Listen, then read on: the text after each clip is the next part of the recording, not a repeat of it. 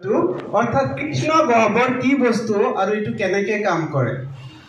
মই কৈছিলোঁ যে তৰাবিলাক বেলেগ বেলেগ আকাৰৰ থাকে, অৰ্থাৎ জ্যোতিষ্কবিলাক বেলেগ বেলেগ আকাৰৰ থাকে। চন্দ্ৰশেখৰ লিমিট তোমালোকে পাইছিলা, আমাৰ ফুলমণি মেমে কৈছিলে যে চন্দ্ৰশেখৰ লিমিটৰ কাৰণে কি পাইছিলে, নবেল পুৰস্কাৰ পাইছিলে। তেওঁ এইটোৰ ওপৰতে ৰিচাৰ্চ কৰিছিলে যে তৰাবিলাকৰ এটা নিৰ্দিষ্ট চাইজৰ তৰাবিলাক কতকে যেতিয়া ডাঙৰ তৰা উৎপন্ন হয় তেতিয়া এই তৰাবিলাক যেতিয়া এক্সপ্লোৰ হ'ব, বিস্ফোৰণ হ'ব, সেই তৰাবিলাকৰ পৰা কৃষ্ণ গহ্বৰ উৎপন্ন হ'ব, অৰ্থাৎ ব্লেক হোল উৎপন্ন হ'ব। আৰু তৰাবিলাক যেতিয়া মিডিয়াম চাইজৰ হয়, আমাৰ সূৰ্যটো হৈছে এটা মিডিয়াম চাইজৰ তৰা। আমাৰ সূৰ্যটো যেতিয়া 500 বিলিয়ন বছৰ পিছত এক্সপ্লোৰ হ'ব, সূৰ্যটো মৰি যাব, তাৰ পৰা কিন্তু ব্লেক হোল উৎপন্ন নহয়, কাৰণ আমাৰ সূৰ্যটো হৈছে কি আকাৰৰ তৰা, মিডিয়াম আকাৰৰ তৰা। সূৰ্যটোতকৈ বহুগুণে ডাঙৰ তৰাবিলাকৰহে ব্লেক হোল উৎপন্ন কৰে। আৰু ব্লেক হোলবিলাক জেনেৰেলি ক'ত থাকে, আমাৰ যিবিলাক গেলেক্সি আছে, গেলেক্সিৰ কেন্দ্ৰবিলাকত জেনেৰেলি থাকে। আমাৰ যিটো হাতীপতি তাৰকামণ্ডল আছে, তাৰ কেন্দ্ৰত চেগিটেৰিয়াছ এ নামৰ এটা ব্লেক হোল আছে। আৰু হাউ ইট ৱৰ্কছ, মানে এইটো কেনেকৈ কাম কৰে, আমি কৃষ্ণ গহ্বৰ কিয় কওঁ, এইটো জানিবলৈ আমি প্ৰথমতে বুজি পাব লাগিব হোৱাট ইজ ব্লেক বডি, ক'লা বস্তু কি। তাৰ আগতে আমি জানিব লাগিব ৰংচঙীয়া বস্তু কি।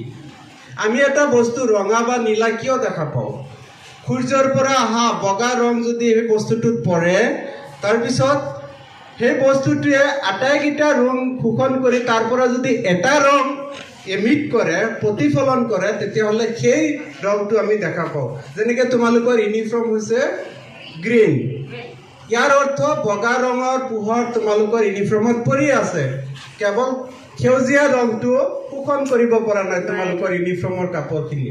এই ইউনিফৰ্মৰ কাপোৰৰ পৰা সেউজীয়া ৰংটো ইমিট কৰি আছে, হৈছে।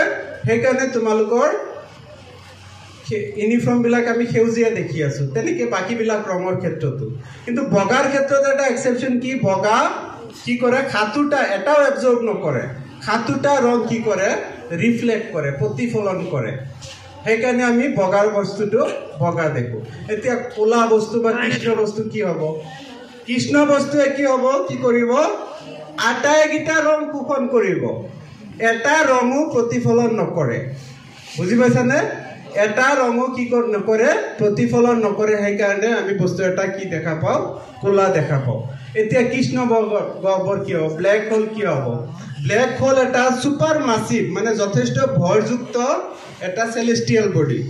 ব্লেক হোলত যেতিয়া এই ইমান ভৰ থকাৰ কাৰণে ইয়াৰ যিটো মাধ্যাকৰ্ষণিক বল যথেষ্ট বেছি, ইমানেই বেছি যে তাৰ ওচৰেৰে যদি পোহৰ যায়, পোহৰকো ই আকৰ্ষণ কৰে। পোহৰো কিছুমান ফটনৰ সমষ্টি নহয় জানো, এই ফটনবিলাকক আকৰ্ষণ কৰি তাৰ পৰা ওলাই আহিব নিদিয়ে। এতিয়া ওলাই আহিব নিদিলে মানে ইয়াৰ অৰ্থ কি, কোনো পোহৰ তাৰ পৰা অহা নাই, হয়নে নহয়? গতিকে আমি বস্তুটো কি দেখা পাম, ক'লা দেখা পাম।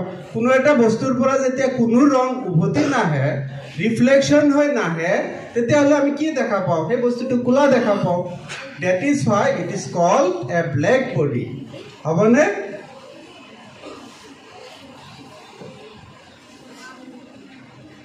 তাৰপিছত আৰু এটা প্ৰশ্ন হ'ল, কি হ'ল হয় যদি সৌৰজগতত সূৰ্য নাথাকি তাৰ আধা ভৰৰ দুটা তৰা থাকিলে হয়।